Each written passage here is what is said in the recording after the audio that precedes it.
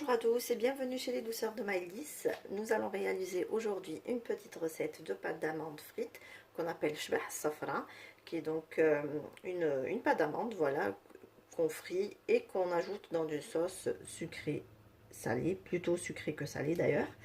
Donc c'est une recette qu'on réalise pendant le ramadan, mais aussi dans les grandes occasions. Voilà, donc là on va commencer par la préparation de la pâte. Donc ici j'ai mis deux mesures d'amandes. Alors la mesure, c'est à vous donc de gérer la mesure que vous souhaitez utiliser selon le nombre de personnes ou la quantité que vous souhaitez réaliser. Donc moi je vais faire une petite quantité. Donc j'ai pris une mesure petite comme ceci. Donc là ça, à peu près ça m'a fait 100 grammes d'amandes. Donc ici j'ai mis déjà deux mesures. Là vous voyez ma poudre elle est un peu plus blanche que celle-ci. Celle-ci est légèrement colorée puisque je l'ai passée un petit peu à la poêle pour donc relever un petit peu le goût d'amande. Donc deux mesures que j'ai mis ici et je rajoute donc la troisième.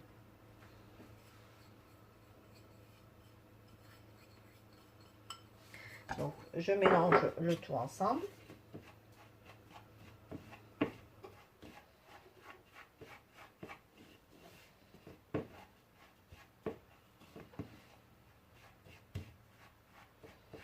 Et donc à ces trois mesures d'amandes, je vais venir donc ajouter une mesure de sucre. Alors je vous conseille d'utiliser le sucre très fin comme ceci. Donc là on a en fait plusieurs qualités de sucre, donc du sucre fin, du sucre cristallisé qui est un peu plus gros, le grain. Donc préférez le sucre bien fin comme celui-ci afin qu'il fonde facilement en fait dans notre pâte. Et parce que si on utilise du sucre cristallisé, on risque d'avoir des grains qui restent donc visibles dans la pâte d'amande quand on va la manger. Donc là, je mélange ma mesure de sucre avec mes trois mesures d'amande. Voilà, donc là j'ai transvasé mes ingrédients dans un plat un peu plus grand pour pouvoir travailler ma pâte convenablement. Donc là j'ai bien mélangé mes amandes avec le sucre et là on va venir donc mouiller notre pâte avec uniquement du jaune d'œuf. Donc les blancs on les garde puisqu'on en aura besoin pour la cuisson tout à l'heure, mais là on va commencer du coup par casser les œufs. On récupère uniquement le jaune et on les ajoute un à un pour contrôler la texture de notre pâte. Voilà, j'ajoute donc un jaune d'œuf. Je vais préparer un deuxième et je vais venir donc ramasser ma pâte avec les jaunes d'œufs.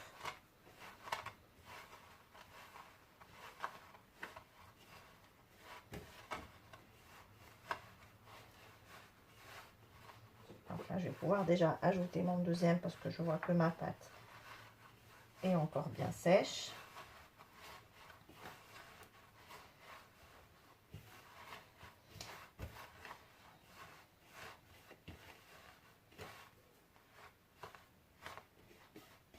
Ici, je rajoute donc un troisième jaune d'œuf.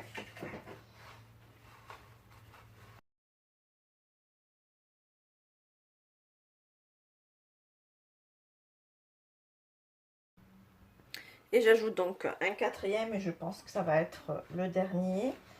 Parce que ma pâte, elle commence déjà à devenir un peu plus maniable. Donc on n'hésite pas à bien la travailler déjà pour ressortir le gras que contient les amandes. Et aussi du coup de bien mélanger les œufs avec notre pâte d'amande.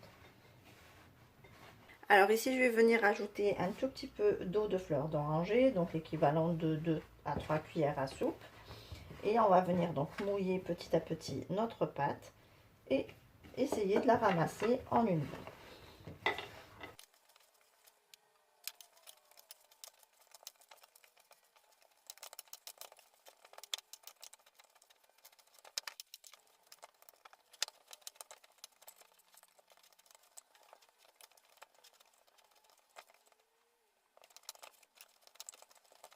Voilà, ici donc on a bien rassemblé notre pâte, donc on a bien travaillé, donc elle devient un peu molle, mais reste quand même entre, en fait, elle est ni très molle ni trop dure.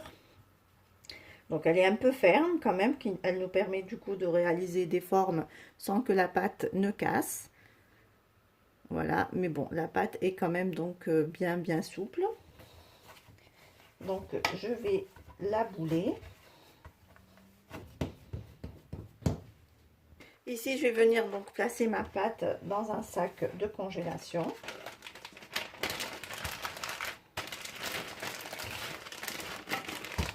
Je la referme et je vais la laisser reposer plusieurs heures.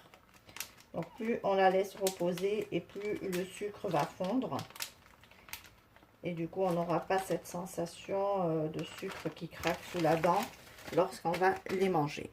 Donc je la laisse donc plusieurs heures. Donc vous pouvez la laisser une nuit complète si vous avez le temps. Donc vous pouvez par exemple la travailler le soir et la laisser donc reposer toute une nuit et du coup la finir le lendemain. Donc moi je vais la laisser là donc pour plusieurs heures, à peu près 5-6 heures, et puis je reviendrai plus tard la travailler avec vous. Donc après avoir laissé ma pâte reposer, donc là je mets un petit peu de maïzena sur mon plan de travail.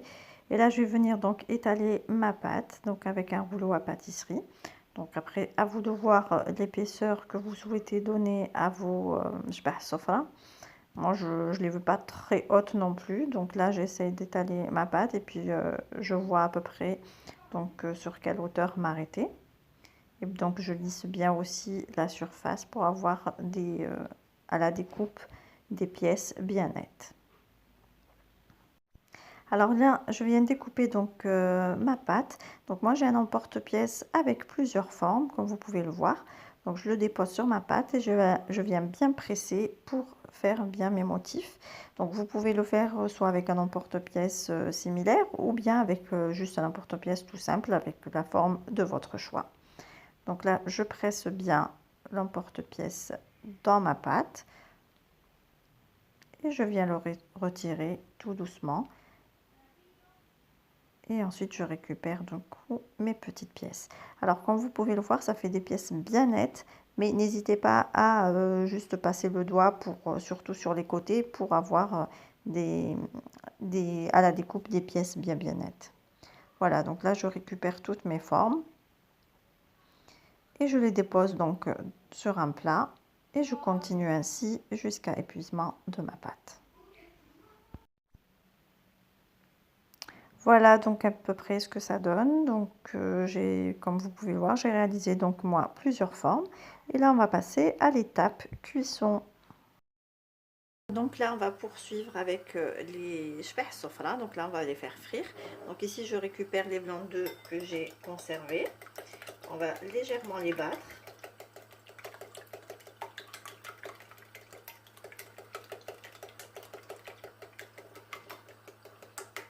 Alors entre temps j'ai fait donc chauffer un bain d'huile. Donc là je récupère mes pâtes d'amandes.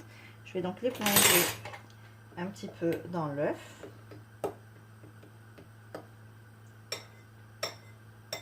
Et je les dépose directement dans l'huile pour les faire frire.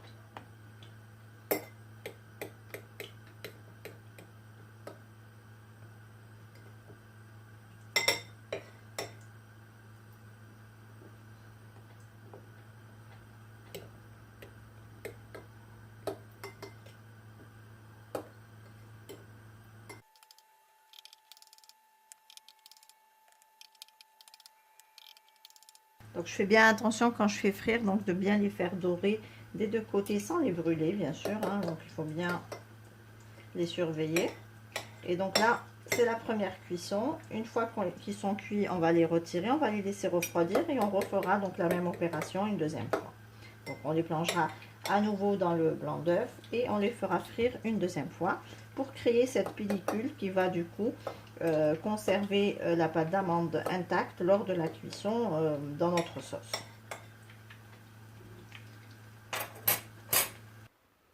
Voilà, donc là j'ai fini la première friture. Donc comme vous pouvez le voir, donc on obtient des pâtes d'amande bien dorées, bien cuites. Donc on n'hésite pas à prendre un petit sopalin et à essuyer en fait tout l'excédent d'œuf qui peut rester collé pour redonner donc une jolie forme aux pâtes d'amande comme ceci. Donc je vais les laisser refroidir complètement, puis je les replongerai une deuxième fois dans les blancs d'œufs et je les ferai frire encore une fois. Voilà, en fait en les faisant frire, d'un coup on a une petite enveloppe qui se met donc avec de l'œuf et qui protège du coup la pâte d'amande, et une fois qu'on la mettra dans la sauce, du coup la pâte d'amande ne viendra pas s'effriter. Voilà. Et voilà aussi pourquoi c'est important de le faire 2 fois pour du coup renforcer cette petite barrière. Je reviendrai plus tard vous montrer le résultat final après la deuxième cuisson. Et voici donc le résultat final de nos shbah safra fini, cuite. Donc là, c'est la première étape, bien sûr. Donc là, c'est juste la préparation de la pâte d'amande frite. Et je vous montrerai, Inch'Allah, fait Ramadan, je ferai du coup le plat. Donc shbah safra dans la sauce. Et je ferai cuire du coup mes pâtes d'amande dans la sauce. Et je vous montrerai tout ça dans une deuxième partie. Voilà, notre recette est terminée. J'espère que celle-ci vous a plu. En tout cas, si vous avez aimé, laissez-moi un like et un commentaire et n'hésitez surtout pas à partager la vidéo autour de vous. Je vous laisserai la liste des ingrédients en langue arabe et langue française en barre d'informations, ainsi que les liens vers mes comptes Instagram et Facebook. Je vous souhaite à toutes et à tous un très bon appétit. Je vous retrouve très vite pour une nouvelle recette. Merci de m'avoir suivi et à très bientôt chez les douceurs de Maïlis.